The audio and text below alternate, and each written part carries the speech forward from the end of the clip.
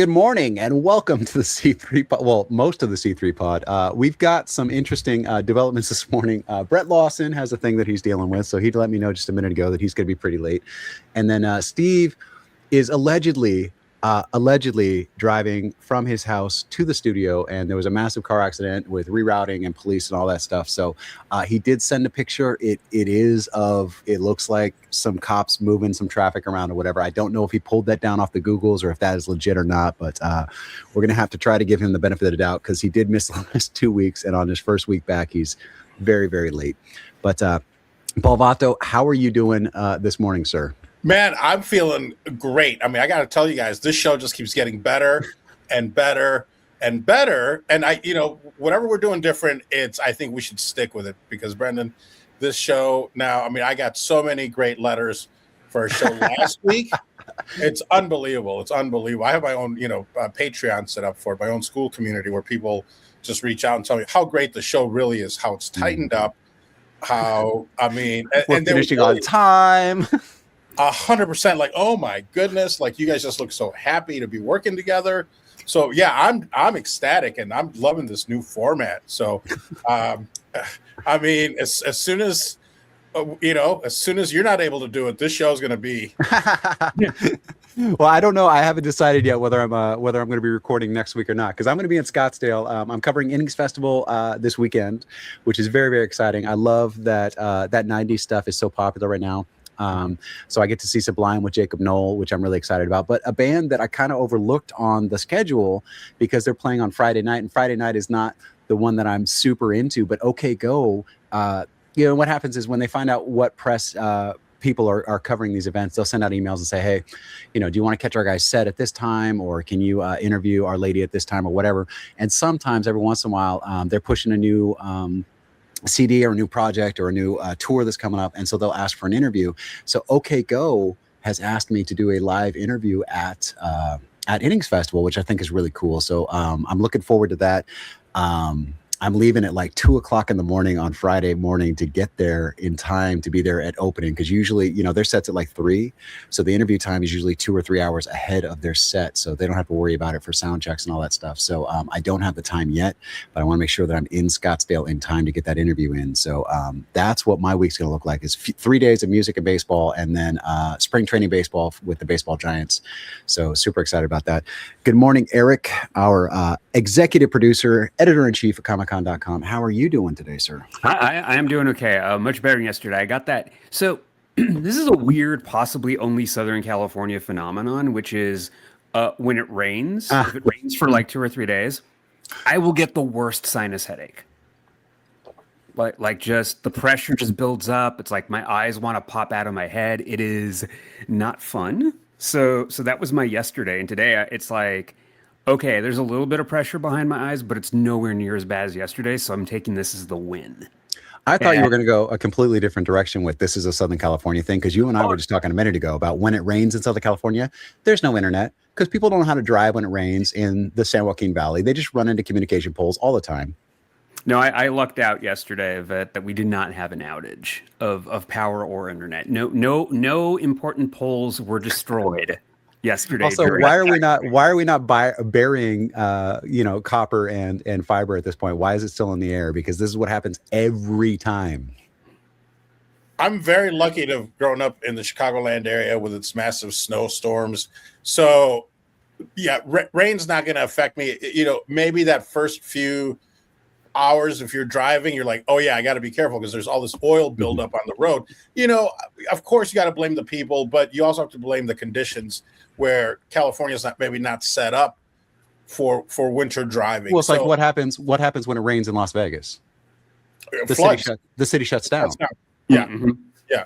100%. And I was actually thinking of a reverse of that, which is, in London, whenever they have a heat wave, people have heat stroke because their houses are designed to keep warmth in, right? And they're not ready for a heat wave ever. So you always hear that headline whenever there's a heat wave in London or anywhere in the south of the UK. It's like he goes to the UK a lot because he's he's the next Doctor Who. So I am not the 16th Doctor. I'm not.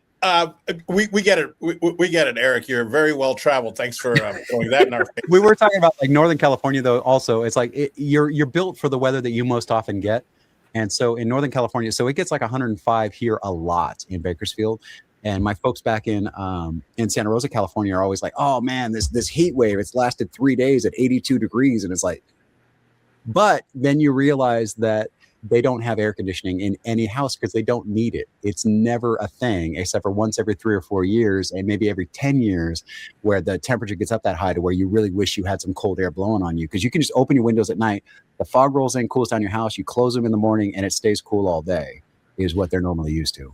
And it's relative as well, because I remember being at my cigar store in Vegas, and it was one of those brutal days where it was, I think it maybe got to 120. And, so of course, what kind of conversation do you make with customers that come in? You want to keep it light, make some conversation. I remember telling one guy, I'm like, pretty warm out there, huh? Because mostly everyone is a tourist. Mm-hmm. And wherever they're from, it's not 120. Uh-huh. This guy kind of looks at me. He's like, it's not that bad. I go, all right. Like, where are you from? The sun? Yeah, where are you from? The sun? That's what I should have said. And I go, well, okay, I'll bite. Where are you from? And he goes, Arizona. And he goes, yeah. When I left this morning, it was like 122, 120. I was like, okay, all right. So yeah, it is all relative. And of course, you're not outside the whole time. You mm-hmm. go from your car to the casino back to home. And a bunch of those casinos that are in a row are connected now because they realize that people are going to go where they want to go. But if you can keep them indoors, they're going to stay longer. 100%. Yeah.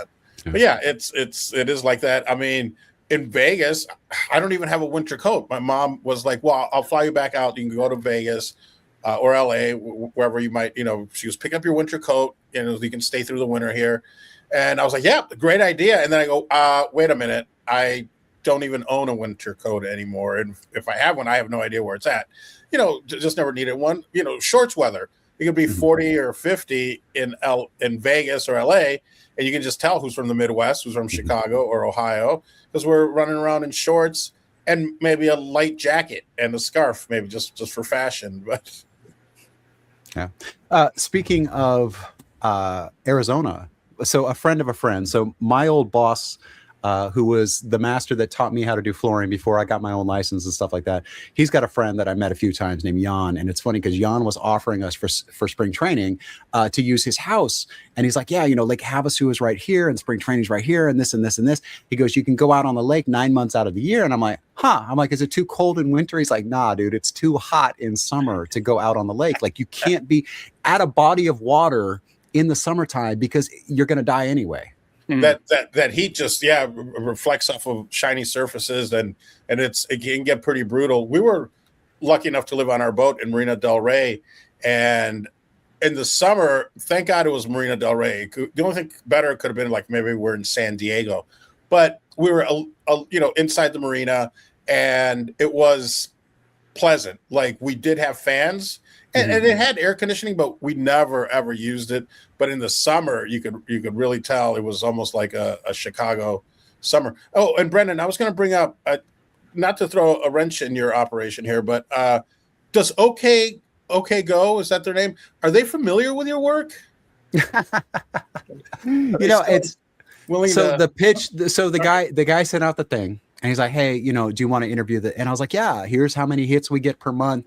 And this is why I'm at Innings Festival with Comic-Con. And that's because I like, the thing is, I always talk about the Venn diagram of nerdy fandoms is there's that sweet spot in the center, which is food. It is cosplay. Everybody's wearing this stuff. You're cosplaying as a member of the organization, as a member of the team, as your favorite player, as a mascot. People dress as Lucille, they dress as the Fanatic, they do all kinds of stuff. And so I sent him back that, yeah, this is what we do. This is how many we have. And immediately I got a message back. So I think I'm doing something right because I've been doing this now for a while and I keep getting these invitations. I actually got an invitation to cover Van's Warp Tour in San Diego also. I think it's San Diego. But the thing about that one, it was funny because they sent out the email. It was like, hey, we'd like you to cover the thing. I was like, cool. And then I sent it back and they're like, yeah, so here's the application. So I was like, wait, hold up. You invited me.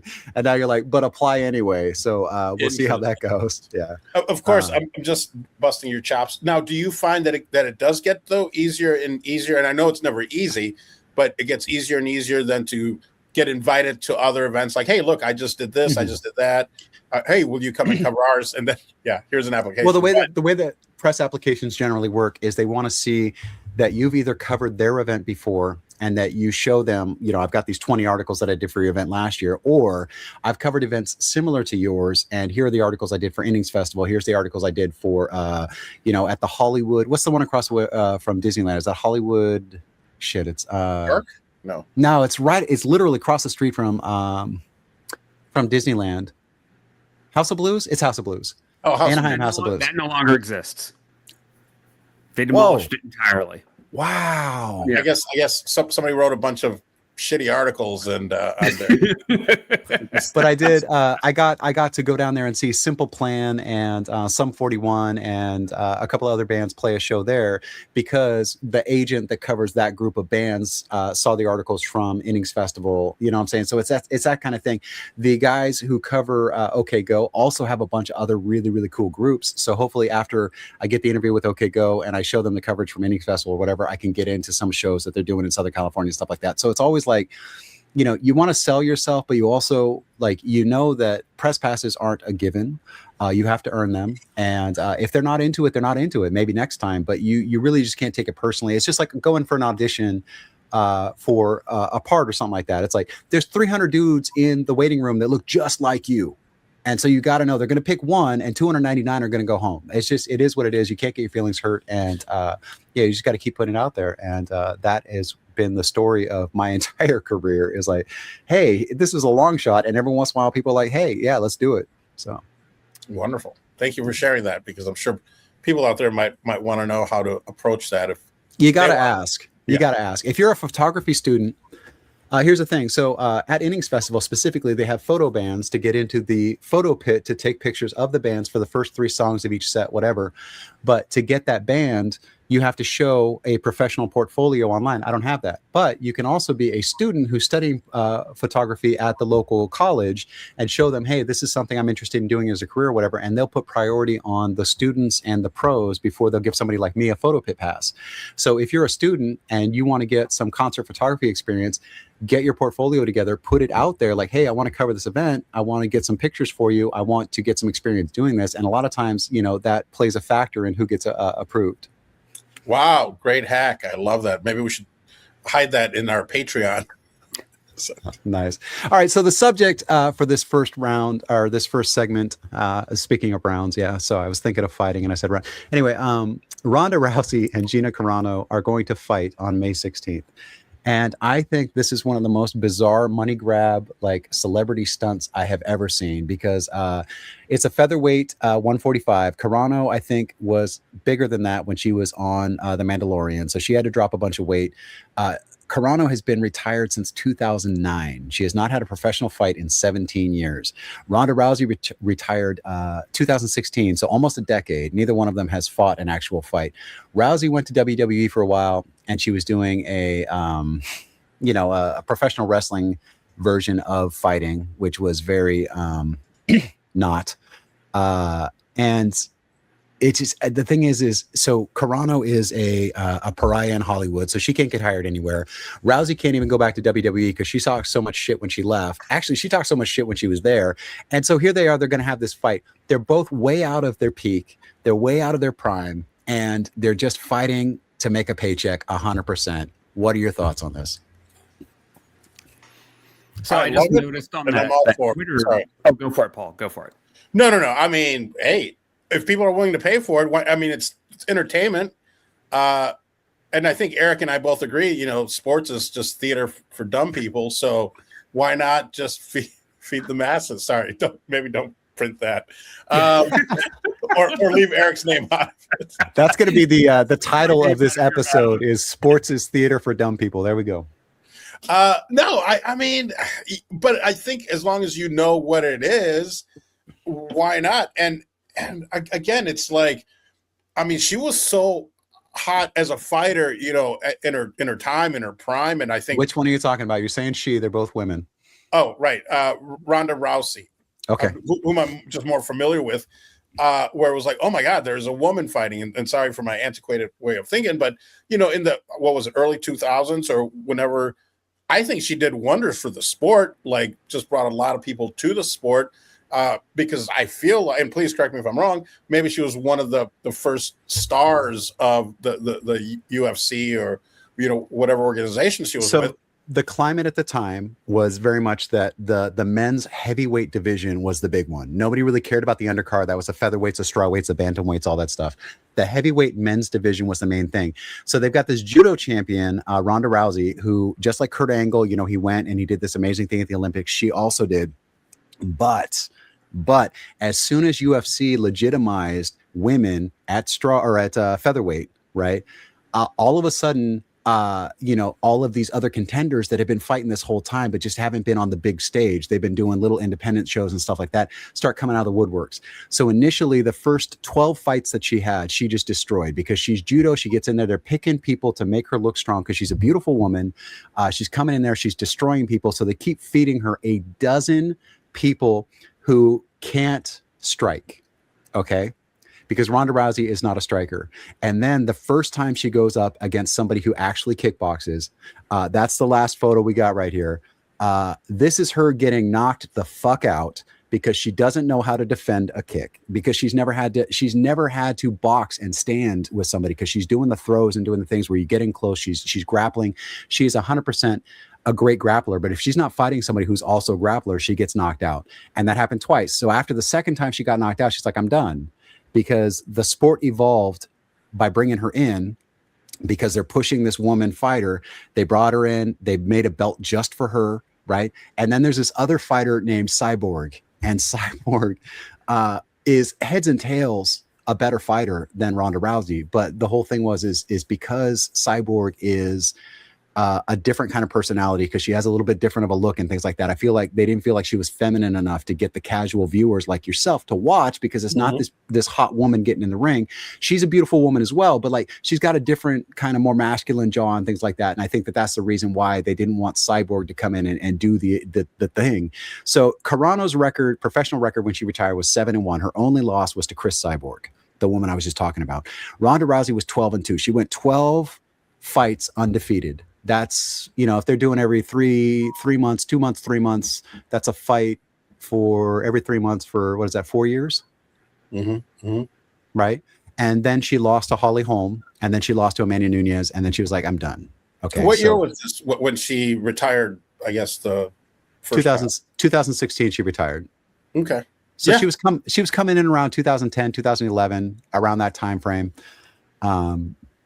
Yeah, and so that's the thing. And then, you know, if you watch her sparring videos, like her training for this fight, she's flat-footed. She's throwing all these punches, but just like this, her head is not moving at all. So it's like, okay, so you time the punch and you come over the top and you knock her out. Like, if this is an actual fight, if they actually go in there and go toe-to-toe, Carano's going to eat her up, because Carano can strike. If this is going to be a Mike Tyson thing, you're going to hear about it. And when you say people are willing to pay for it, no, they're not, because this is not on UFC. This is not on Pride. This is not on one of the organizations that puts on pay-per-views. This is on Netflix. You can watch this for free. So Netflix gave them a check. No matter win or lose, you're going to get paid for being on our show. And Netflix is looking at this 100% as a spectacle. They can bring people to watch, you know, the replays and stuff like that, because they know that something bad is going to happen to one of these ladies, and then they're going to be able to replay it over and over and over again. And that's going to get people to want to get that Netflix subscription to watch the embarrassment, because this is not a fight. It's either going to be a clown show where they go in there and they're sparring a little bit before somebody takes a dive, or one of them's going to eat a kick or eat a punch really early and be done. Yeah, got it. Now, do you think you could take either one of these in a UFC fight? Here's the difference is, okay, so when you're talking about your average person, Ronda Rousey will mess you up. Gina Carano will mess you up. Anybody who's had any fight training is going to beat somebody off of the street 9 times out of 10. Where if somebody has been a boxer, if they've been a wrestler, if they've done jujitsu, and they have gotten good at it, and even if they haven't trained for 5 or 10 years, they're still going to be better than me, because I've never done it a day in my life. So I'm not saying like when you sit there and you watch an outfielder drop a fly ball, you're not going, yeah, oh, dude, that sucks, right? That sucks at a professional level. But that doesn't mean that if I was out there, I could sprint dead out 35 yards to get there and make the catch. You know what I'm saying? Like, as a couch quarterback, I'm making observations about professional athletes. I'm not in any way saying that I could do better, that I could last for a minute, because I would get knocked out in 30 seconds. I don't know how to guard. I don't know how to dip or dodge, but I know what it looks like when professionals do it. Gosh. Okay. All right. So from the business angle, though, I mean, going back to Netflix for a moment, Netflix has a deal with WWE, right? Yeah. Right. And WWE also owns UFC at this point, right? Right, which is probably actually one of the reasons why Ronda Rousey hasn't pursued either a managerial role or a trainer role in the UFC or announcer role, because she actually does know the business intellectually. It's just knowing the business and like performing at an elite professional level are two different things. Right. So you could see Ronda Rousey as a coach. You could see her in the corner of a fighter or something like that. If UFC wasn't, sour on her. And actually, I hadn't thought about that. But yeah, they might be sour on her because WWE and UFC are under the same banner now. But that also makes it strange if Netflix has this relationship with WWE, but they're also setting up this match. It's not necessarily. I think if you look at UFC, like it's to me, it's strange.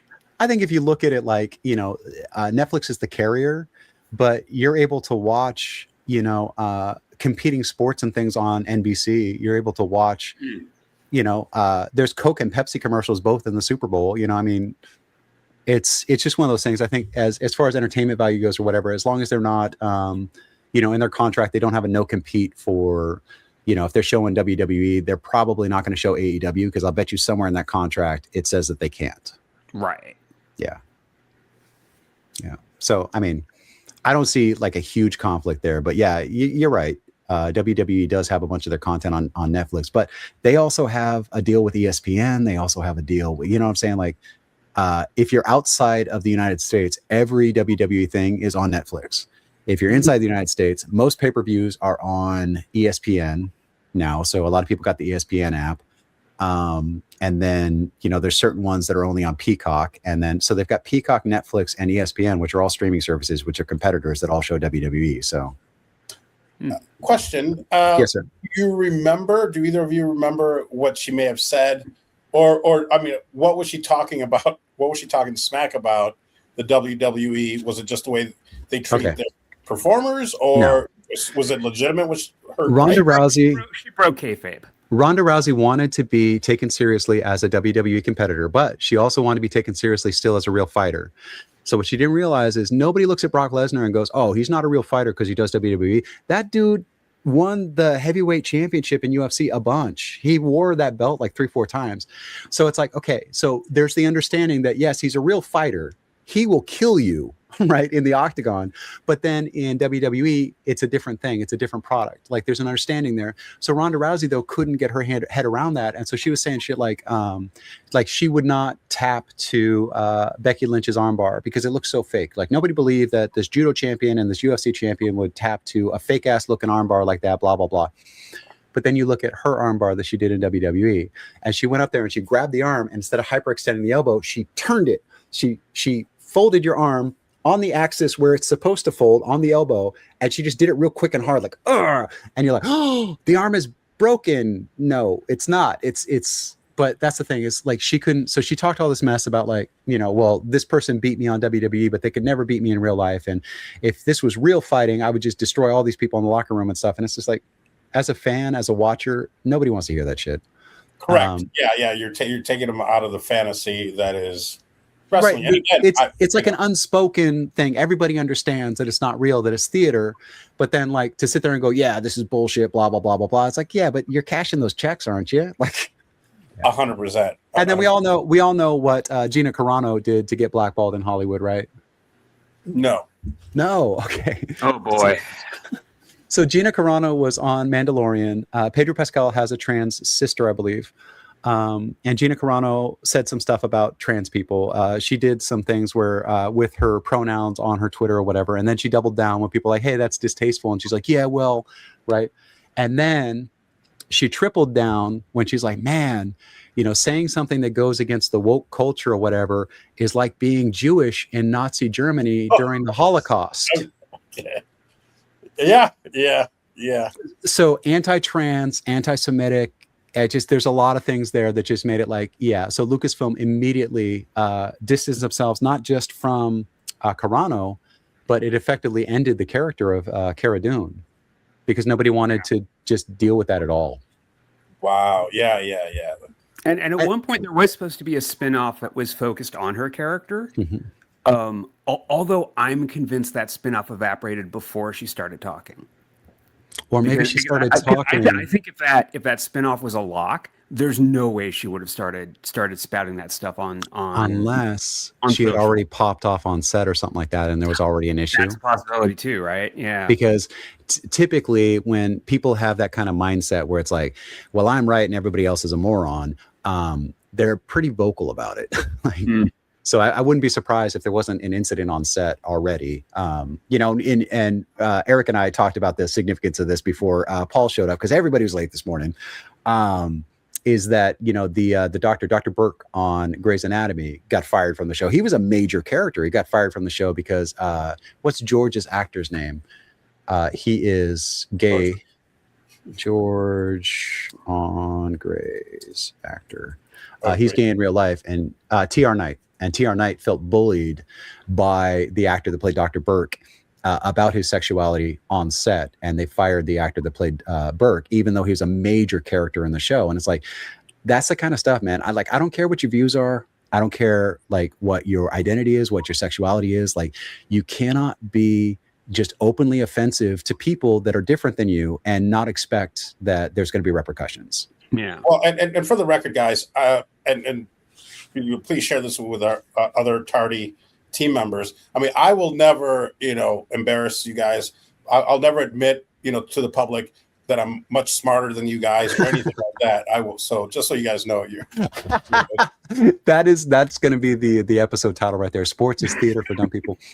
Now, sports is theater is 100% correct because you get the same dopamine rush from watching an amazing play or watching an amazing shot or a buzzer beater or whatever as you do. And so there's a comic. We're going to talk about this in the third segment. There's a comic book adaptation of a story that we all know, but we know the adaptation that came out in the 80s, not the adaptation or not the original that was written in 1910. And so the comic is now an adaptation of the original work from 1910. So the people that are super familiar that love the piece from the 80s are going to lose their minds because you'll be like, that didn't happen. Or why are they changing that? They're not changing it. It was changed in the 80s, and now they're changing it back to the original and doing it in a different format.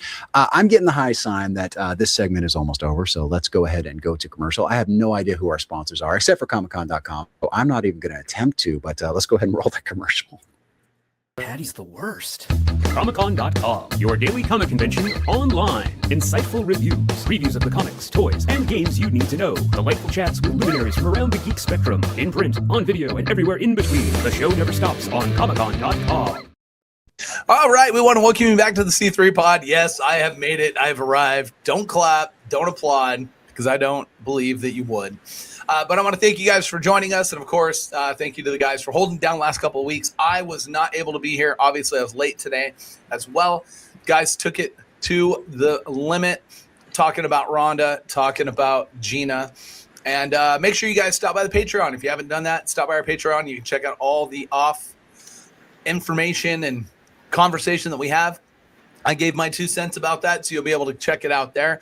But I really want to wrap the first section the appropriate way, which is we want to thank our friends at Hobby Lava for their sponsor of the C3 Pod. I love how the guys are dialed in, but Brendan, what you want to do is you want to go to hobbylava.com.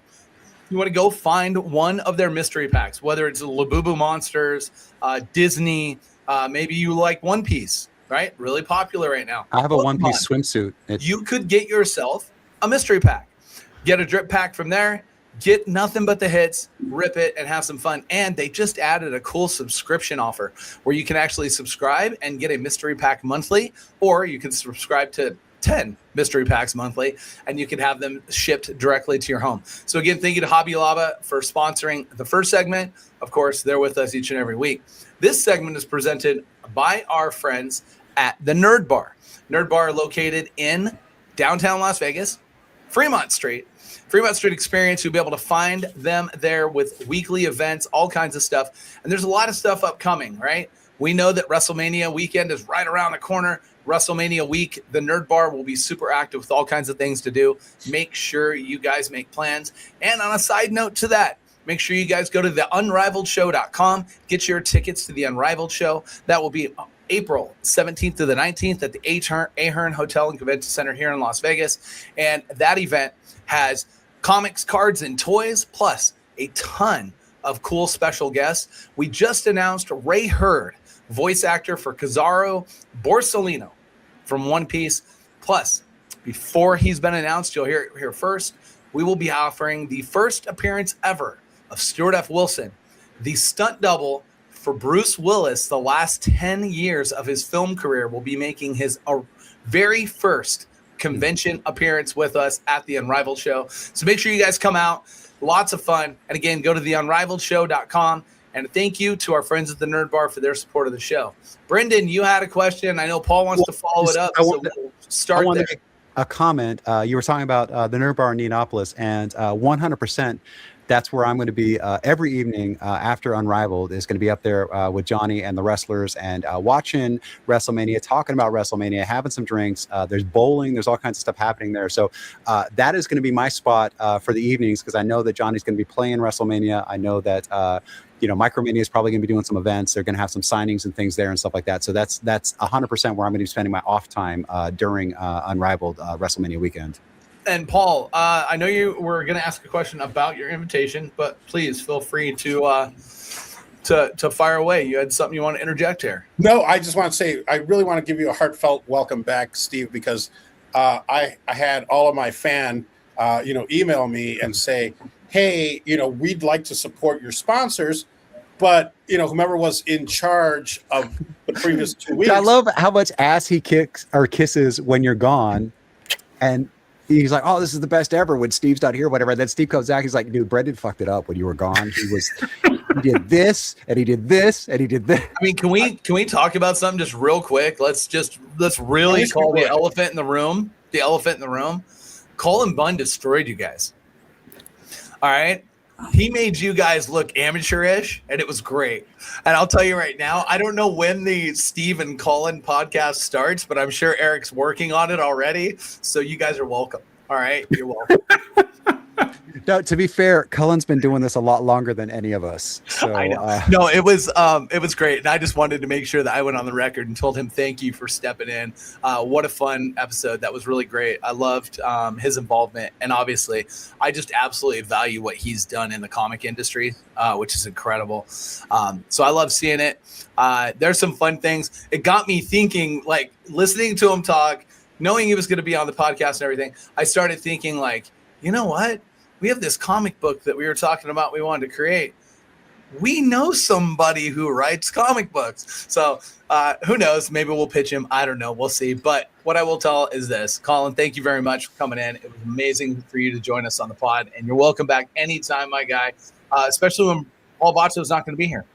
Well, that's never going to happen. But you actually listened to it? Wow, thank you. I know, right? He's got to make sure we're not talking too much mess while he's gone. Yeah. I saw that there was a listen. So yeah, man. Yeah. That might have been me trying to come up with a title. It was a hard one to title. Might have been. Sometimes I watch through and I get that one thing. So for this one, it's Sports is Theater for Dumb People is going to be the title of the episode right there. And that's attributed to Mr. Paul Vato. We'll put his email down there too, so you can send all the hate mail, you sports fans who watch, because we do treat sports with every bit as much respect and weight as we do all the Obviously. other fandoms that we cover. Yes, yes.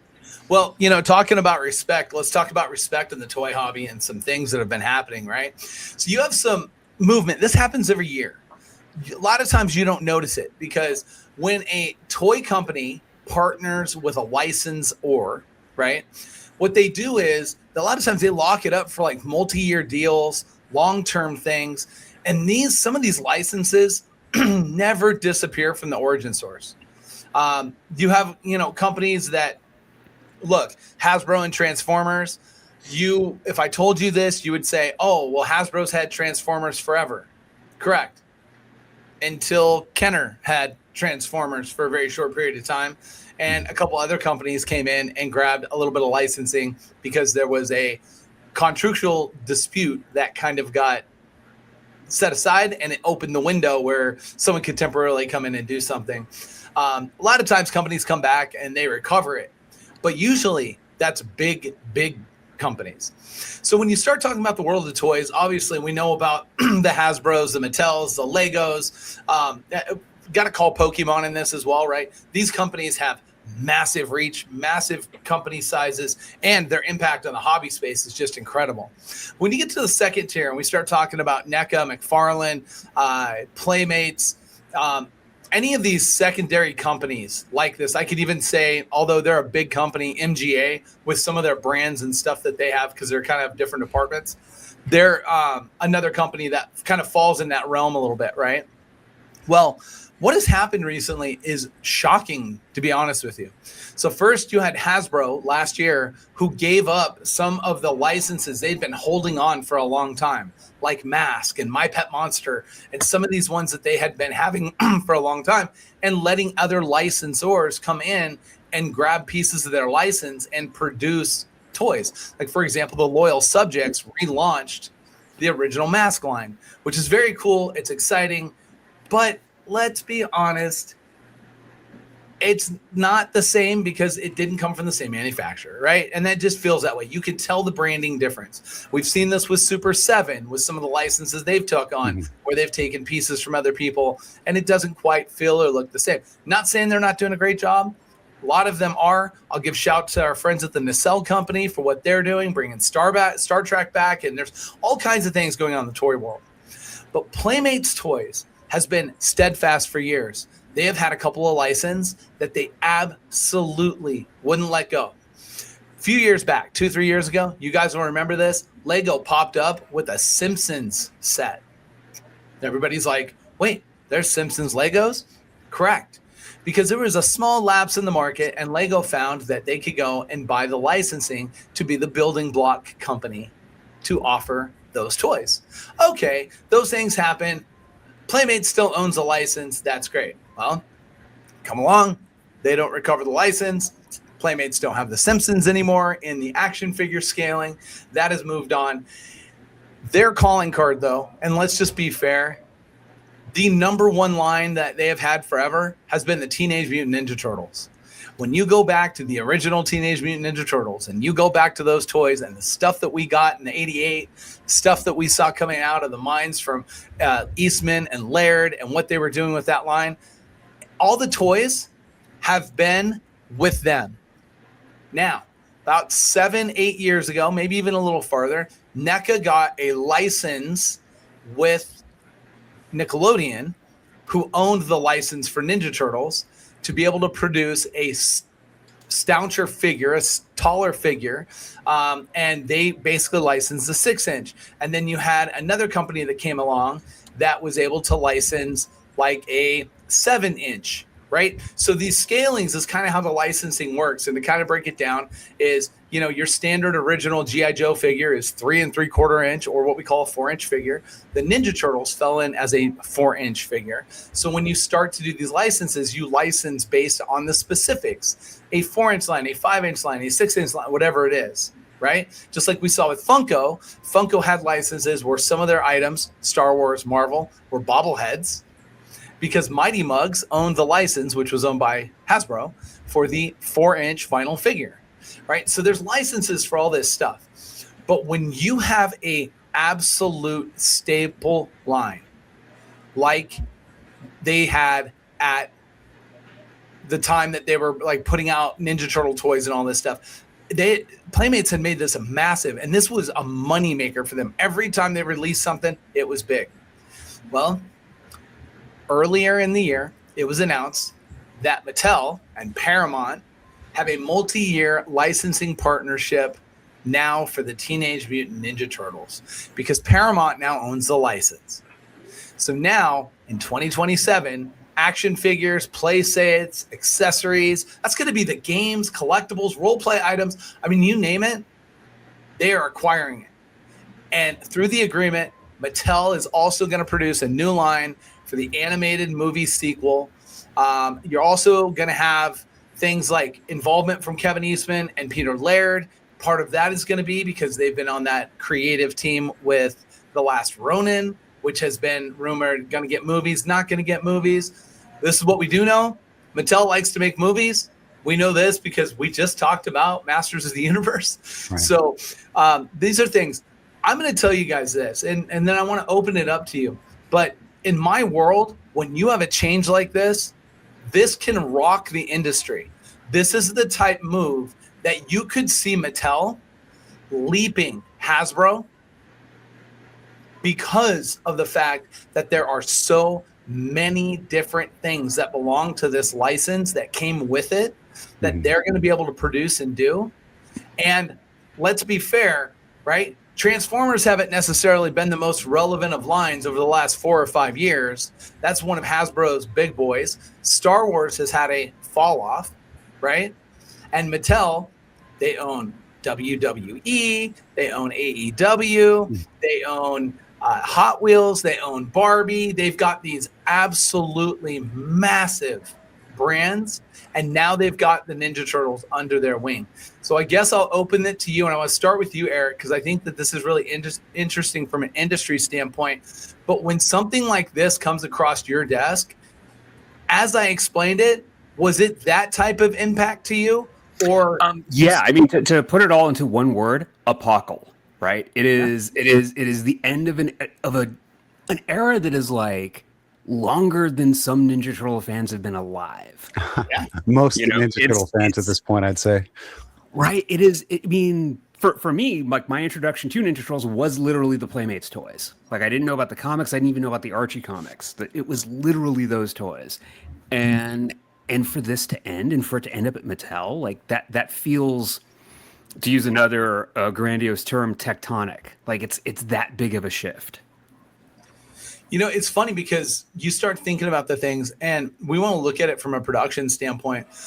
One thing that most people don't realize is that Playmates had gotten on par with the rollout of the visual product. And what I mean by that is the cartoons, the comic books that were out.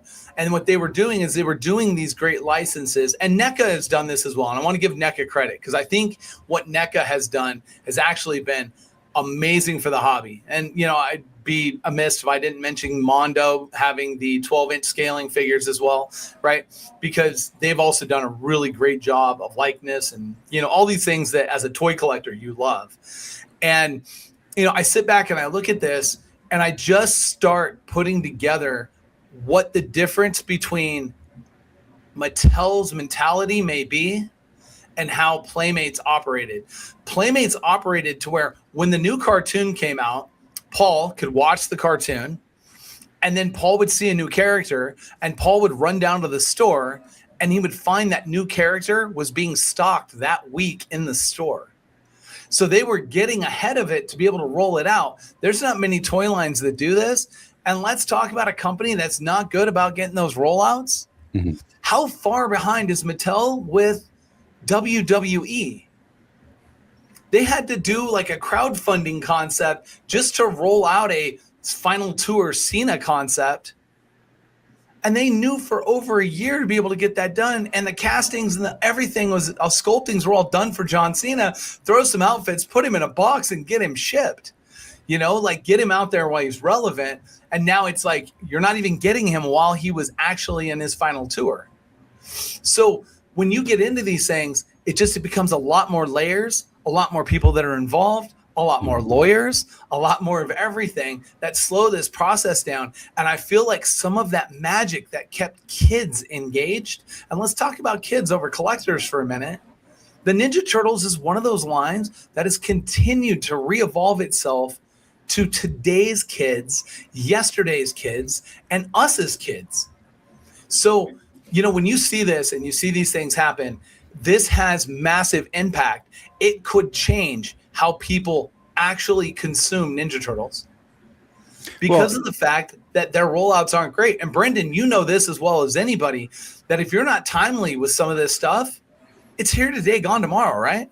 I was just about to say, you're only as good as the last film that you made, the last show that you made, the last, social media campaign or whatever, because, I go and I see the Teenage Mutant Ninja Turtles that are the classics like mine that don't have great articulation points.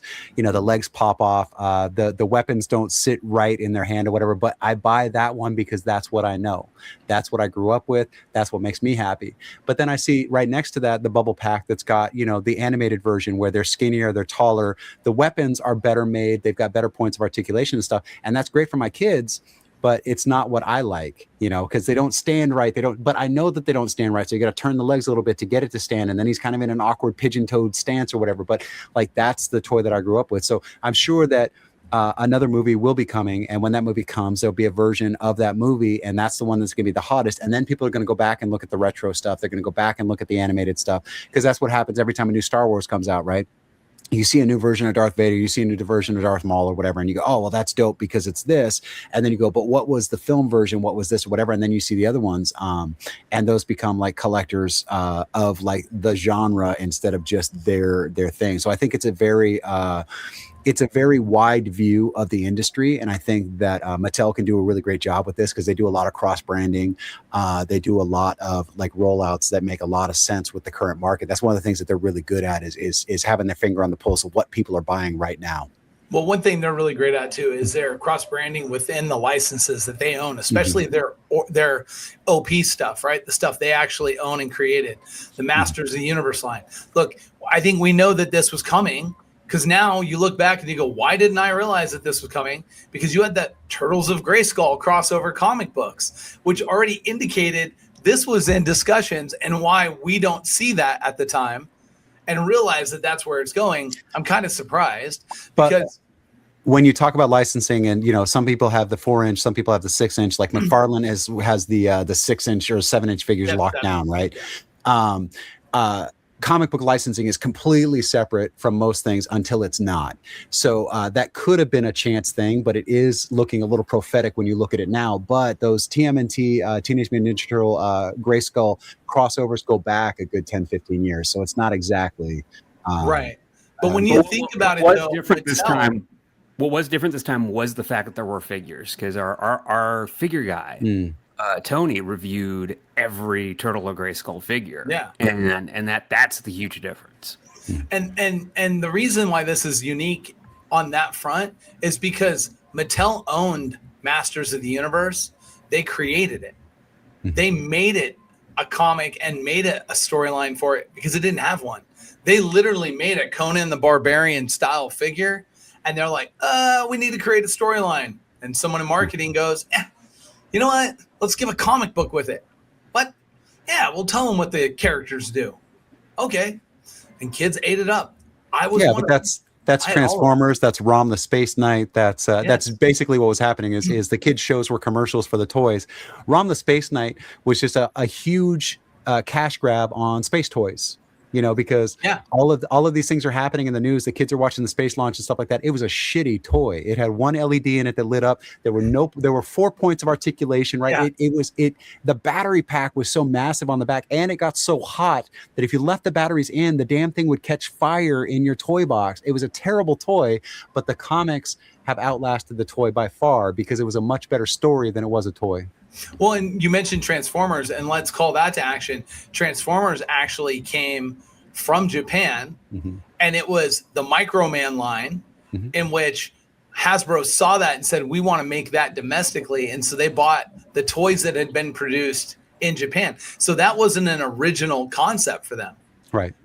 The Masters of the Universe line was an original concept produced by the toy company and then turned into media. Sure. Right. And that is the big difference. So when you see a line like that get toyed and timed into another company's licensing style, whatever it is, the toys like Erik mentioned, these things, that stuff really matters. And Paul, when you start looking at, companies that acquire big parts of brands, big licenses, maybe it's a movie house that's taken over. I mean, let's talk about how long have we been waiting for X-Men to be in a Marvel Cinematic Universe, production? We finally got it with, Deadpool and, these things. And, there was their standalone movies, obviously, but not necessarily this. These different movie places and stuff. Being in movie and film, this stuff doesn't happen, right? Yeah, I mean, it's just the time needed and whatnot. Now, I did have a question about changes in like Batman. Almost every Batman that comes out, it's almost a new suit, right?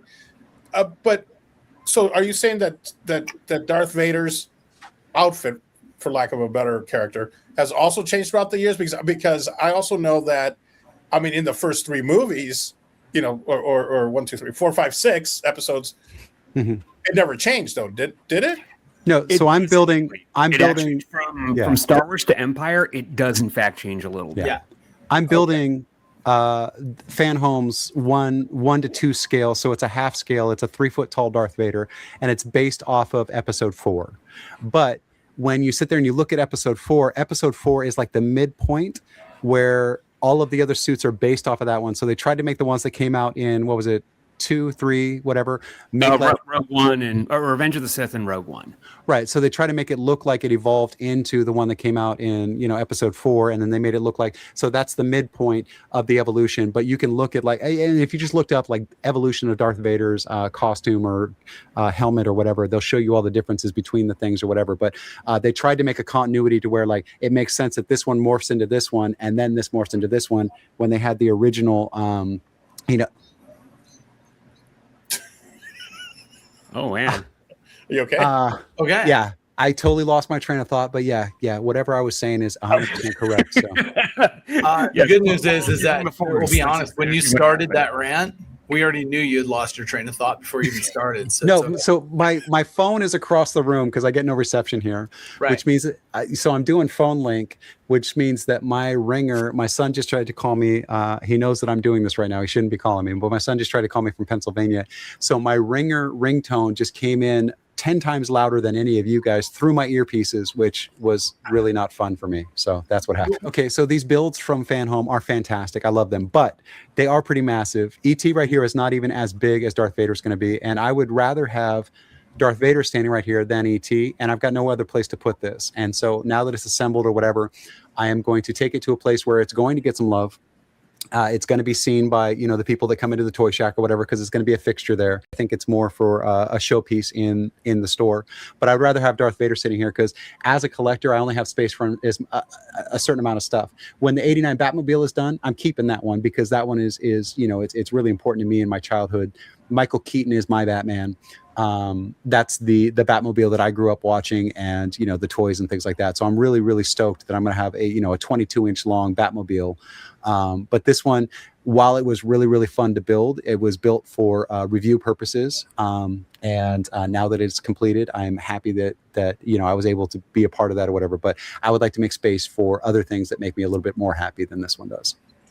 Well, and for the record, Christian Bale is my Batman because I'm a lot younger than you guys. No, you're definitely an Adam West Batman guy, I'm sure. No, he's 100%. No. Christian Bale Batman is absolutely his Batman, no doubt, because Paul acts just like Christian Bale on set. So, look, it's completely.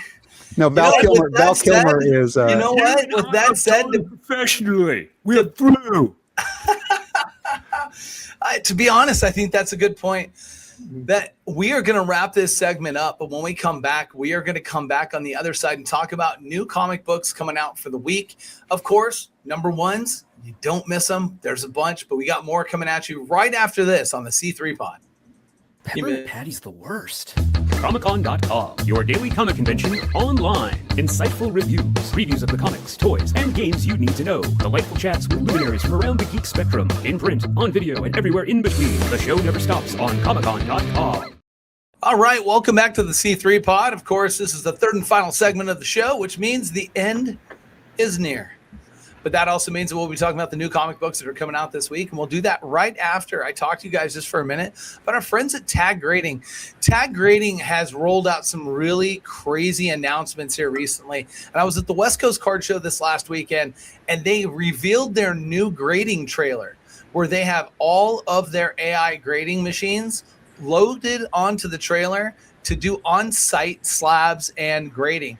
What I did is I submitted a base set 2 Charizard Holo. We thought it was going to be an 8, and we revealed a 9, which was really, really cool. Thank you to our friends at Tag Grading. I submitted that card at about 10:30 a.m. and picked it up at 2 o'clock. And it was graded, ready for me to go. It had an elevated price, which it should. It's called a walkthrough. It was $150 to grade the card. But when you have a big card like that, you're afraid of sending it in. You don't want to mail it in. Find when Tag is going to be at one of these events with the trailer. And then also, they do these really cool custom cards. And what you do is you can either bring your picture or do what Paul does, dress up for it, get there, they'll take your picture, and then you can pick the style of card you want to be represented on, and they'll turn a trading card into you, and then they'll slab it in one of their slabs. And of course, it says authentic, and it doesn't get a grade, but it does authenticate that card from the event. Then it has a cool hanger, and it attaches to your lanyard, so it becomes part of your lanyard set. Very, very cool concept. They're really really setting the bar high, and their slab and everything is really, really top notch. So again, if you get a chance, go see our friends at Tag Grading. You can also mail stuff in, but what an incredible rollout they did this weekend. And I'm excited to see what they do in the future. In fact, we won't get into it today, but they're going to be doing grading pods that you'll be able to actually go to your local LCS. You'll be able to do the grading in store. Drop your card in the pod will do the grading, and it will get the card back to you. It's absolutely incredible what they're doing. And again, thank you to our friends at Tag Grading. Michael and the team over there are top notch. And I just want to tell them thank you for the experience they provided me and give me an opportunity to see what they're doing. So Brendan, we have new comics coming up this week, and we're going to let you run with it because, honestly, we thought about letting Paul do this. We had a pretty extended discussion. And by extended discussion, I mean maybe a total of 8, maybe 10 seconds. And that's pretty, when we're talking about Paul, that's a pretty long time. I just want to be honest with you guys, right? So with that said, Brendan, why don't you get into what the new comic books of the week are? I think the first one is Punisher #1? Yeah, so Punisher #1 is the premiere issue of a new Punisher series. It begins with the Punisher going up against Jigsaw, the beginning of the Death Spiral crossover, and that goes into a couple other books. It goes into Amazing Spider-Man #23 and Venom #255. So it's one of those crossovers. It's like an issue in each of the 3 comic series that it's going to be in, so you got to pick up all 3, and I'm sure they're trying to get new subscriptions for the other 2 or whatever. But so it says Crime's worst nightmare is back in an all-new ongoing series. As unflinching and uncompromising as ever, Frank Castle's memory is damaged, and he's hunting for answers and criminals alike.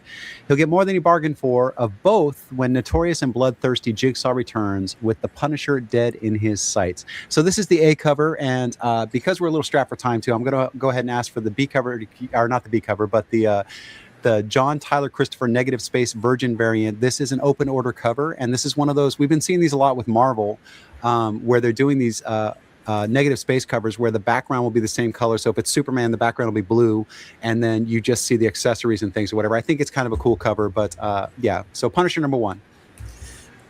Cool. Punisher is always big, and I just look, it's easy to get it going. The problem that we have with the Punisher, in my opinion, and Erik, maybe you can share this a little bit deeper, is the fact that it seems like the storyline for the Punisher just never really develops.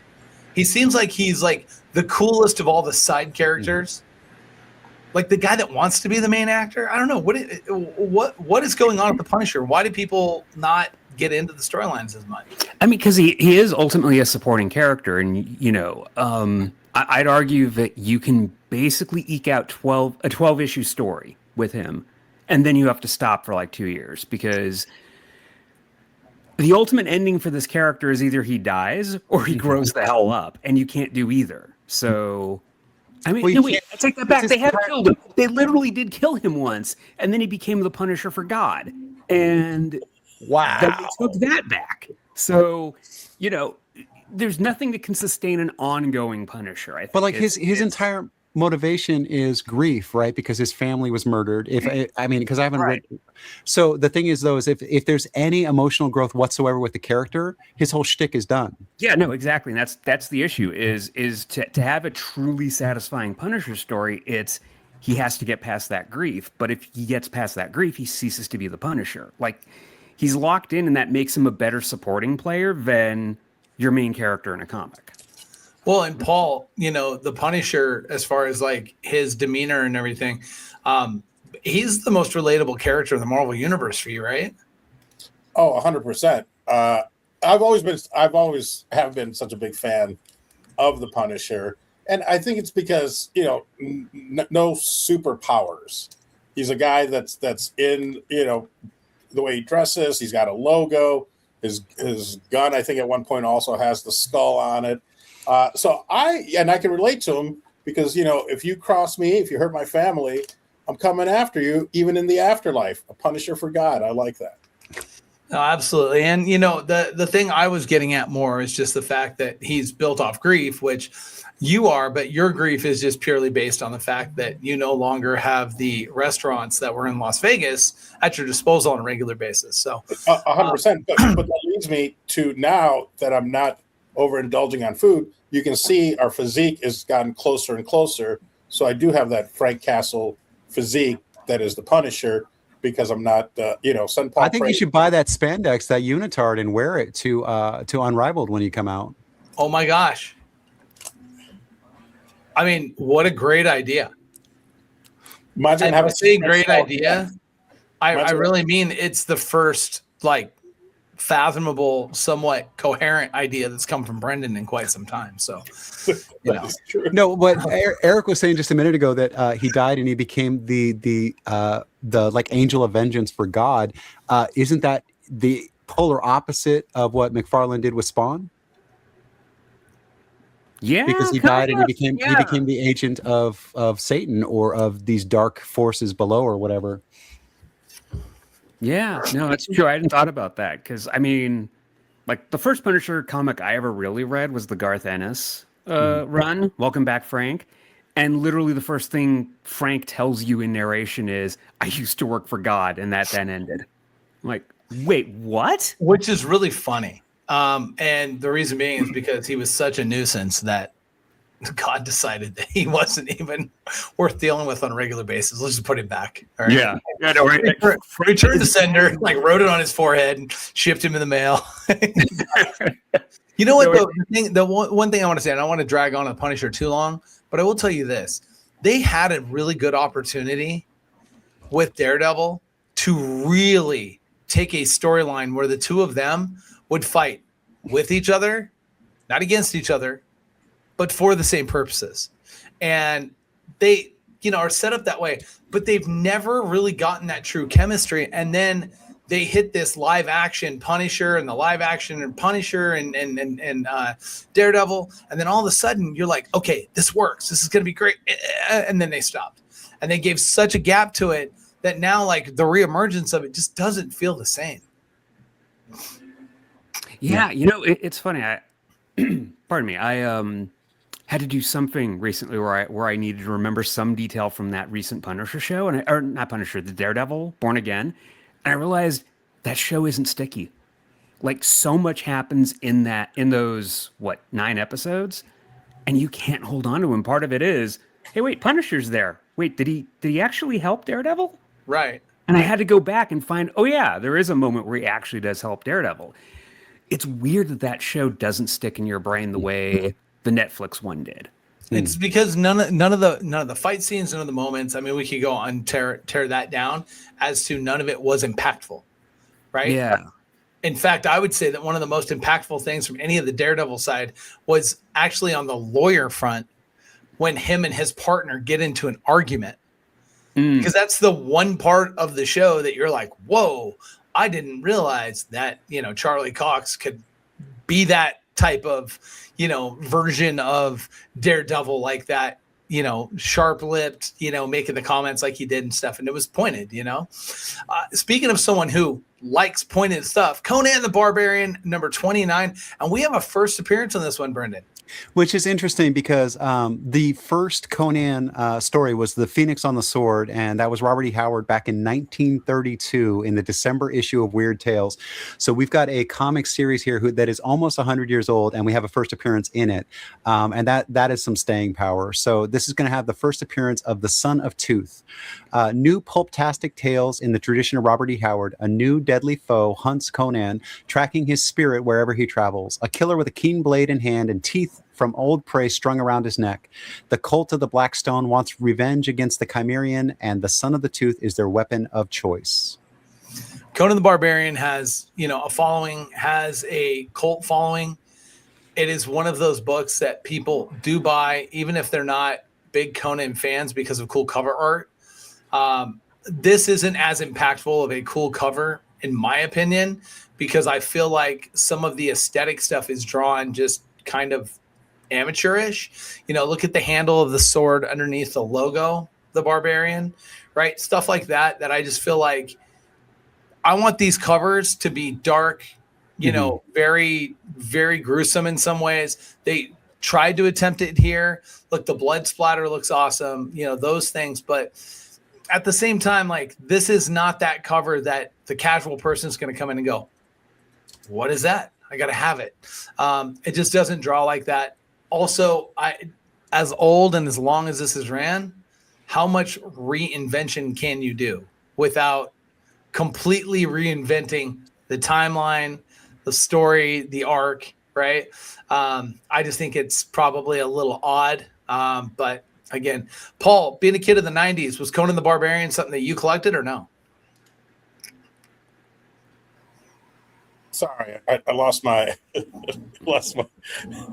yes. Well, yes, and that was maybe one of the first comic books that I did get into, and I can't remember. I think it was Conan the Barbarian, because there was Conan the Destroyer. There were other Chronicles of Conan or something like that. Conan the Chimerian, Conan the Barbarian, Conan the Destroyer.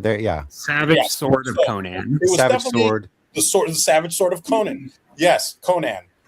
Yes, 100%. And so this was always right up my alley. I think even before the movie came out. So when the movie came out, I mean, yes, I was a baby, but I remember being so excited about it because I was like, oh, I already know this stuff. Like, I've read the comic books. And so, yes, I've always been a huge fan. And now, like, reconnecting, I've picked up a few copies, which I think I ended up gifting to my nephew to try to get him involved in the comic book industry. But yes, I'm such a fan, and especially the artwork and the early Conan series, and just the beautiful artwork. The oversized, I remember I picked up an oversized comic book. I was such a fan of that. So that might have been the Destroyer or the Chronicles of. But yeah, it's one of the highlights of what I remember, starting to collect comic books, which were Conan, X Factor, or something called the Nam. And yeah, but yeah, I'm a huge fan, and especially the artwork, and of course the women that are depicted in totally unrealistic armor. Yes. Yes. To be fair though, Conan's out there in his underwear. So the thing is, he's not wearing effective armor either. So one of the things that that comes up in sword and sorcery type things is the men will be in 100% like knight armor from head to toe, and the women will be out there in like a chainmail bikini or something. Conan is also out there in his breech cloth. So they are equal opportunity, sex appeal for both the men and the women in this particular series. Hey, Erik, I know you mentioned that you wanted to break it to Paul. Did you want to break to Paul that this is not Conan of the late night? That they're not the same person? Yes, no, this is not Conan O'Brien. Like, I thought he had red hair. What the hell is going on here? Yes, Then never mind. I have no idea what you're talking about. You completely just pulled the bag off and revealed his childhood secrets. The Savage Sword of Conan O'Brien is a very different magazine. So 100%. Yeah, you got to show your ID to get that one too. Yeah, that's behind the camera. And find out more about that from Paul on the Patreon. Coming up next, Amazing Spider-Man, Venom, Death Spiral. Imagine this. on number 1. You know what? I accidentally, and I'm going to apologize for this, is I accidentally somehow transposed 2 of the descriptions here. So Punisher number 1 does have, he's going up against Jigsaw, but the beginning of the Death Spiral actually happens in this comic. I don't know why I was reading it for the other one, but it has the first appearance of Torment, a serial killer, and it begins the Death Spiral crossover that's in Amazing Spider-Man 23 and Venom 255. I don't know why I read that for the other one, but it says first your friends, then your family, then you. The next epic Spider-Man, the next epic, not the current 16 epics they have. And Venom crossover starts here and continues through April. A new superpowered serial killer is on the loose, and they're coming for Spidey, Venom, and everyone in between. But what terrible secret has Carnage learned, and what does it have to do with Spider-Man? That Spider-Man is really angry because Batman apparently hasn't been angry for a while, and he just hung out with Batman in the comic book and realized that Batman wasn't as angry as he once used to be. So now Spider-Man's, I don't know. Honestly, I'm making all that up. Cool cover. I like you've got the Venom down there. You've got the Carnage down there. Obviously, that's the introduction to Torment. This has been that rumored character. There has been some discussions of Torment being involved in different things. We didn't really know what the full rollout would be. Now I think we know what he is. Obviously, he's a protagonist of Spider-Man, and looks like he might be a villainish character to Venom as well. Spider-Man is the protagonist. He would be the antagonist. Antagonist. There you go. That's why I need you to correct things. Yes, sir. Editing in real time. This is how it goes, people. The good news is, and just so our watching audience is aware, this is the one area like this. This is what Brendan is best at. Correcting other people. That's what I do. That's what he does. They pay me for this, and they have for 10 years now. Yeah, 10 years I've been doing this gig. This is literally his wheelhouse, folks. Make sure you don't miss it. Like, he's literally Sideshow Bob right now. 100%. This is what he does. The one thing that he can execute on a regular basis is I can actually do a pretty gnarly kickflip. Yeah, but primarily telling you what you did wrong. That's the one. That is the one skateboard trick that I learned. Everybody had a quarter pipe that they would bring out in the street. My one friend Michael had a half pipe in his backyard. He was the coolest kid. Everybody would go over there, and his mom made the best snacks. But the one trick that I could do, I could stall at the top of the half pipe, which is not even a trick. That's just standing there for a minute. But I could do a kickflip, and I could nail that kickflip every single time. Everything else, I ate shit. But that kickflip, I can still do at 47 years old. You know what's great about that story? Is that all that did was extend it closer to this segment taking an hour, like you said earlier. Yeah. Next up, Inglorious X-Force number 2. No. We have a variant here. We'll show the variant.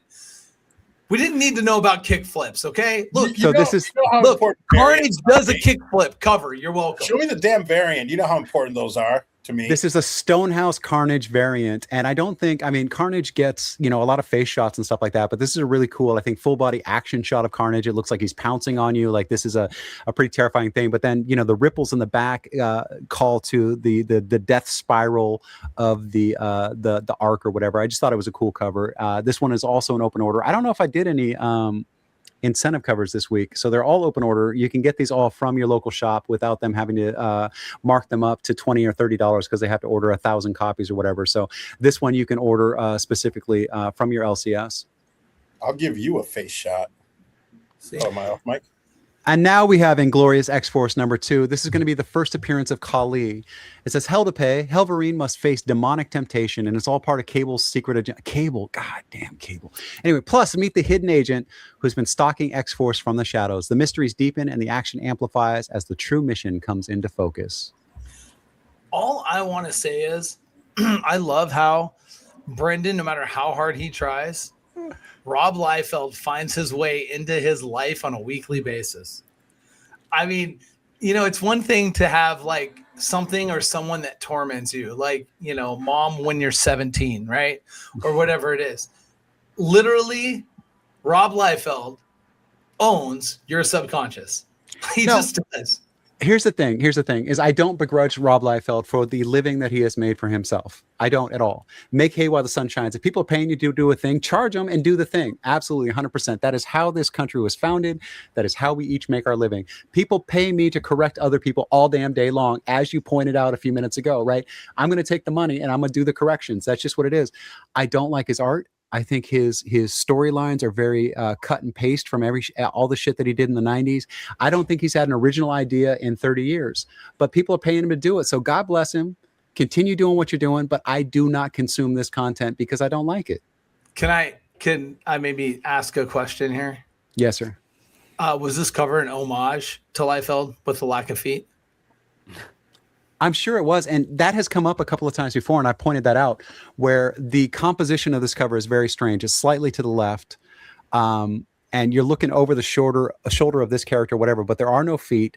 The proportions are weird because of the way it's composed or whatever. And if Liefeld didn't do this cover, and he didn't, because the faces aren't all pinched up with a bunch of wrinkles headed into the nose for some weird damn reason. It's not a Liefeld cover, but you're right. It is in homage to Liefeld's style because it's got Liefeld characters in it, and they are very much drawn the way that he would have composed this image, 100%. No, whenever Cable has that headset on, it's very much the Liefeld ensemble because, Cable at this point has a million different outfits, but whenever it's specifically the headset and the shoulder guard, that's doesn't totally the headset Liefeld. Usually have a metal piece that comes across the laser eye, though? I don't think so. I think the laser eye is just literally his laser eye. So I thought there was one thing where he was wearing the headset where it came across almost like Data's or not Data, LaForge's eyewear. Right.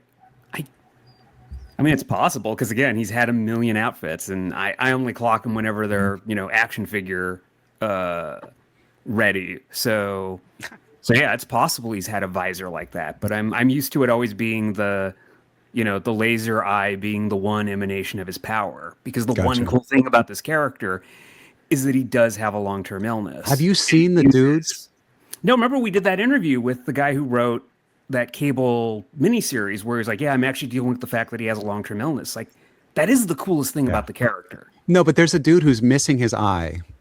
And he has full-size prosthetics, so a full ball goes into his socket, right? And he started making flashlights and laser eyes and all kinds of shit to go in the socket because his nose blocks the light from his good eye, so he can have a full 1,000 lumen light coming out of his skull that doesn't affect his vision at all because it's bizarre, but he's got some really, really cool things that you just reminded me of, because the laser eye is one of the fun ones that you can see it panning across the room and stuff, but it doesn't hurt him at all because his nose, like I said, blocks the harmful light from his good eye. As you were talking about this sort of thing, and it just dawned on me, did you realize that Archangel's in there? He's the guy in the back, right? Oh, wow. Yeah. He looks like a SHIELD agent in this costume. I did not see that, and that is not the Archangel that I recall.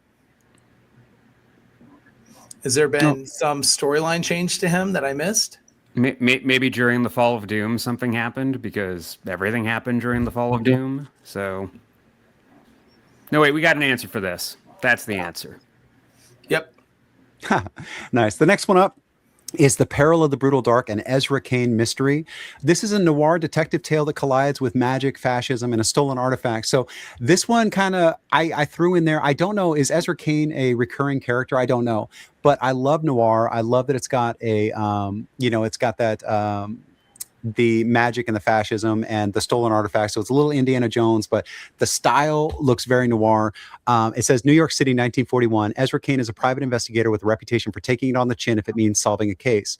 But it's his former life as an archaeology student that makes him the only man to track down an artifact that's gone missing from the Museum of Natural History.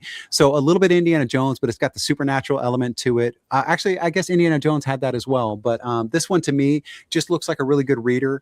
I don't know how many issues this is going to go, but I would suspect it's 4 to 6. And it's just one of those ones that you just pick up. It's absolute nonsense, but it's just fun to read because that noir style just really translates well to comics. Based on the solicit, Eric, this feels a lot like this is a representation of the writer's kind of opinion of current state of things, right? Because this has that whole take over the world concept, and we're going to stop you from doing it. And it's one of those good bad guys. And I think they actually put in the solicit, now Ezra is the only thing that stands between them and the plot to overthrow America. Oh, they put America in there too. See, so the solicit's really long. I stopped halfway through, but you're right. It's very, it's either patriotic or nationalistic, and we don't know until we read it. Yeah. Or it's like those Italian crime movies from the 70s where the detective like gets into the seat of power and then fails because they're in the seat of power. Right. You know, So we I can mentioned very easily see it doing that turn as well. we mentioned earlier for Paul that like the most, recognizable Marvel character to his like persona is Punisher, right? But I realized that this next book is what we all wish Paul would be. So this is the one I spoke of in the first segment. It's Universal Monsters, the Phantom of the Opera. Now, this is not an adaptation of the musical, which is what most people are familiar with. And there are some differences between the musical and the book, which came out in 1910. It was a French Gothic horror novel by Gaston Leroux. And it was called, well, I'm not even going to try the French, but it was called Phantom of the Opera in French. And so this is the horrifying new vision of the story you only think you know. After a series of violent crimes racks the Paris Opera House, Christine Dubois' character is in chaos. But the show must go on, and Christine will discover that no one, especially a mysterious voice whispering to her from the eaves, is what they seem. As an old friend returns to investigate these surprising attacks, Christine will find out there's no escaping the Phantom of the Opera. Now, if you look at who's on here, it's Tyler Boss. It's Martin Simmons. This is an all-star creative team. These guys are very, very good at what they do. And right away, I know that Christine Dubois is Christine Daae in the stage version of this. But the stage version definitely has its following, definitely has its shining points or whatever. It's a fantastic adaptation. But I know the book is much, much longer, and there's a lot more stuff that happens. So I'm excited to see what elements of the book they bring to this translation, to this adaptation versus the stage play, because I appreciate the book and the stage play, and now I want to see where the comic's going to go. This run of the Universal Monsters, these comics have been surprisingly very good.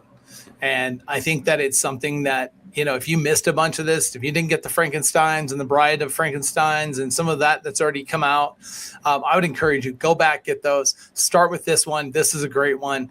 And there, like you mentioned, an all-star crew. It's just one of those things that I personally think you should do. Paul, no joke on this one, dead serious. This next book I know is up your wheelhouse, and it's Predator Bloodshed #1. All right, so this is another new Predator. This says the first appearance of a deadly Predator who will compete against Earth's fighters in an underground martial arts tournament. I don't even need to read the solicit for this because it's 100% in what I just said.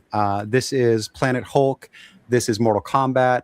This is Street Fighter. It is probably 5 issues of absolute nonsense, but it's going to be fun nonsense because of the characters that are involved. You know that they're going to put them up against, it's Marvel Universe. So you know that some of the Marvel monsters are going to get thrown into this tournament or whatever. It's not going to make a whole lot of sense in canon, I think, but it is going to be a fun read. It's all about the Predator. It's about how he looks. Does he look cool? Does he have cool accessories? What did they change? That's generally what appeals here. I do think it's a pretty cool cover. I wish they would have done a little bit better facial feature because it does kind of feel like the face is blurred a little bit when you kind of look at it just because of the way it's like positioned. But again, that's me kind of beating it up. I think overall they did a really nice job. The Predator looks ripped. He looks strong. He looks aggressive. And that's kind of what people draw to, right? Yeah. I can't believe how many number ones everyone's got every week. It's a number one. Every issue, every week is a number one. I'll be honest with you. Paul being here is a number one. Send nice. Paul praise. All right. The last one for the week is Batman: The Dark Knight Returns. And this is a facsimile edition 2026. Whatever you think about Frank Miller, and he's had his ups and downs within the fandom, this is a seminal storyline of Batman. This is one of the defining moments of Batman. And this is one of those moments where you can't buy the original for a reasonable price to read it. You might be able to find it online or whatever, but this is a physical copy that you can get for cover price of $4 or whatever to read the very first issue of Batman: The Dark Knight Returns. And like I said, whatever you think about the creator or whatever, this is a very important comic, and the fact that they're making a facsimile that's accessible to people is important. Well, and you've seen over the last year and a half, 2 years, this cover has, had some increases in price. a lot of it has to do with the fact that they kept Batman in the shadows in this cover, right? Which is very cool. And then, it was a unique storyline. It is something that's definitely interesting. And I do think that it probably plays a lot better now than it did when it came out. I think that the way that this is written and presented, I think it just presents itself a little bit better to the audience now for Batman than the audience that this followed, right? Because they went from, the 89 Batman into the animated Batmans. And then all of a sudden it kind of became quirky. And then we got, the Jim Carrey Riddlers and you kind of go down those lists and you kind of go where they changed Batman's temperature back to like the 66 Batman.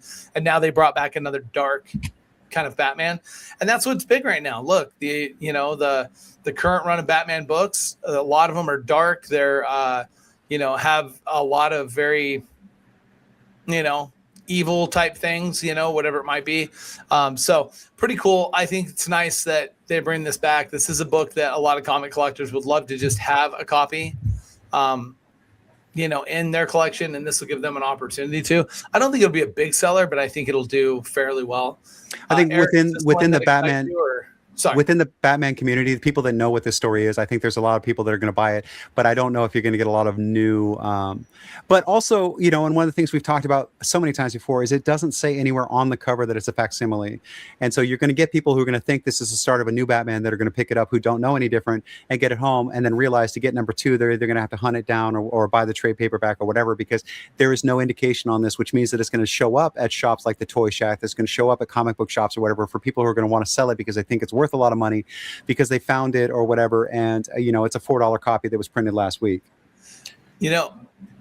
When you have a copy of a copy of a copy of a copy, right? You have a Paul Vato. What's up, Paul?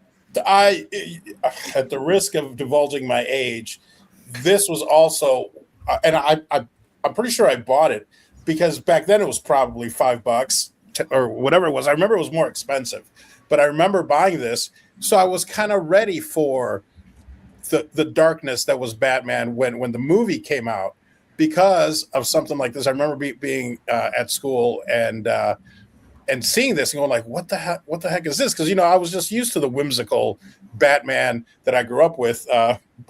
What's the Burt Ward? What's his name? Adam West. So when I saw this, it was just like life-changing. Like, what? Oh, this was what Batman was really meant to be, the darkness and all that. So I remember having a copy. I'm sure it's long gone, but I remember picking this up along with, the Conan.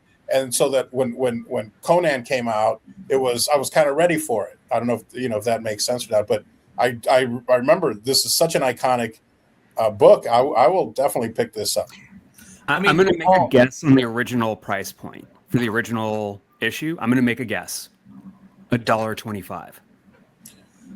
That's going to be my guess for what the original issue was. That's probably priced. Pretty good. I think what we should probably do is take that to the Patreon and do the research and actually see. Well, but Brendan I would like is to make giving us some information that is pretty interesting, which has to do with the CGC graded versions of this book, or the original book. Yeah, the 9.2. So this is the difference when you're talking about grading and the difference between an 8 and 9, which you had on your card, right? That is significant, especially with the things that hold their value the way that this book would for the original. A 9.2 and a 9.9. A 9.2 is listed for sale right now. You can buy it right now with the buy it now option on eBay for $725. 9.9 is 100 times that. It is $75,000 listing asking price. Crazy. So the difference of 0.7 in a grading could be the difference of 100 times the asking face value. Man. Now, especially when you get from a 9.8 to a 9.9, because when you get in the population reports, when it gets to that, a 9.9 is almost non-existent in comics, and especially it's more common in more modern than it is in vintage, obviously. But this kind of hits that fine line of that time before people really started grading a ton. So having that 9.9 is probably, I would guess that if you had to look at the population report, it might only be 1 or 2 that exist at that grade level, which is also a big part of that number. Well, I also remember maybe having, would it have been the graphic novel with that it was a thicker book with what 5 or like what we've talked about 5 or 6. So I think it's 3 issues. But the distinction, 3 or 4 issues, the distinction between a graphic novel and a trade paperback is what you're describing as a trade paperback. So some people buy floppies each month when they come out, or every 2 weeks. Sometimes with Marvel and DC, they'll do every 2 weeks. They'll buy the floppies and they'll read them that way sequentially. Every 2 weeks or every month, they go in, they pick up their book and they read it that way. Some people are trade waiters, and so they wait until 3 to 6 issues get put into a trade paperback. It's usually 3. So the difference between a graphic novel is that's made to be 66 pages or 100 pages or 200 pages or whatever it is. And these were made to be read each month.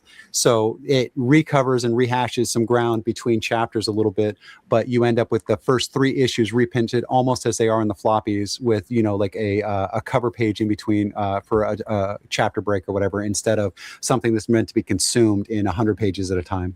Was there a graphic novel, a Frank Miller Batman graphic novel? Do you guys know? Or there was, there was a like a hardcover collected the complete Frank Miller that you used to see at like Walden Books and stuff, and it had maybe that's what I remember. It had Year One, it had The Dark Knight Returns, and then I guess the one-off issue of Batman that he did after Year One. I want to say I think Santa Claus is the bad guy or something. I might have this issue. That might have been one of the books that we had in stock when you first kind of came into the shop too, and I think we had it showcased. So I think you also recall it there as well. In that it could have been 3 years ago. It could have been 6 months ago. It could have been 30 years ago. So yeah, who knows when I saw it? The only thing that Paul remembers is that he's a hedgehog, and that's it. That's it. Just joking. Real quick, I want to take a minute and just let you guys know that if you're a Pokemon fan and you saw us talking about Tag at the beginning of the segment, I'd like to remind you that you can join us for the Unrivaled Show May 30th and 31st at the Ahern Hotel and Convention Center here in Las Vegas, Nevada. Make sure you get your tickets. Go to PokeconLV.com. That's POKEKONLV.com. Get your tickets. We got VIP packages up, and our friends from GPK and Wacky Warehouse will be presenting the Gross Card Con as part of the concept.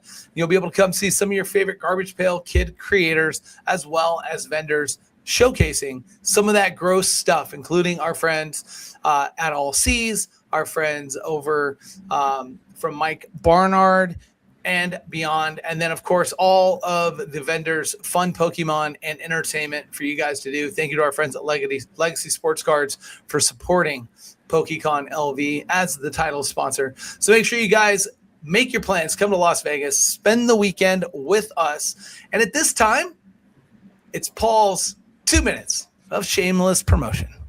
Oh, amazing, guys. Once again, thank you guys so much for having me. Lately, I have been drinking some BioLite, great IV in a bottle. But that sounds like the stuff they give you before a colonoscopy. No, and it certainly does not taste like that. No, he's talking about the stuff, the rapid, what's it called? The diuretic that makes you shit yourself for 2 days. That is the worst. I have a celebrity story regarding Go that. Lightly? It's Go Lightly. That's right. Okay. It is ridiculous. It's horrible. But apparently mine is so clean, you could eat off of it. Yeah, definitely. Thank you guys so much for always allowing me to promote all the big things like my Vato coin, Parse rum, Vato cigars, the Kama Susia. Hello?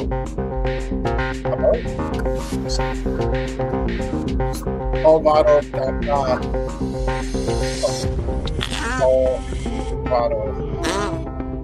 That was all I know is peppermint patty's the worst. Oh my gosh. Help us. What? Are you guys still there? Help us. Allvato.com for joining my school community. I feel like I didn't get my